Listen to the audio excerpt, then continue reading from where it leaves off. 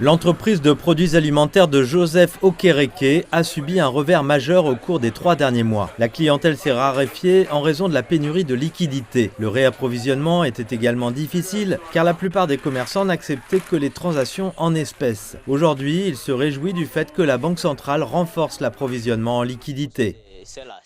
La plupart des vendeurs préfèrent l'argent liquide, la plupart d'entre eux n'ont pas de compte, alors pour nous c'était très difficile d'obtenir les marchandises. Récemment, il y a eu un changement, quelques clients qui viennent, ils viennent avec de l'argent liquide. La Banque centrale du Nigeria vient de débloquer plus d'argent liquide pour mettre fin à une pénurie qui a duré 3 mois. Une crise qui a provoqué de longues files d'attente dans les banques et devant les distributeurs automatiques de billets. De nombreuses personnes ont même dû payer jusqu'à 40% pour acheter de l'argent liquide. Nous avons survécu en essayant d'autres moyens, en cherchant un endroit pour obtenir de l'argent. C'est normal, ce que nous venons de vivre est anormal. Maintenant, nous devrions avoir accès à notre argent.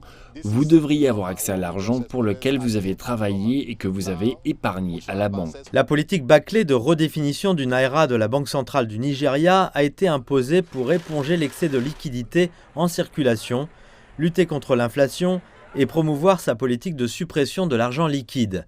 Les experts estiment que la crise risque d'affecter la croissance économique au cours du premier trimestre de l'année, mais qu'elle a permis d'intégrer davantage de personnes dans le système financier.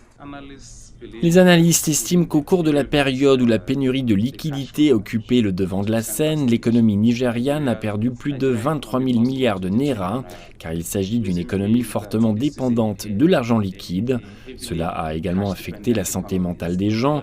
Nous avons connu des situations où des personnes ont attaqué des banques et des distributeurs automatiques de billets dans tout le pays, ce qui a également eu des répercussions sur la sécurité. D'une manière générale, cela a eu des conséquences négatives pour beaucoup de nos concitoyens. Cependant, il y a eu aussi des aspects positifs.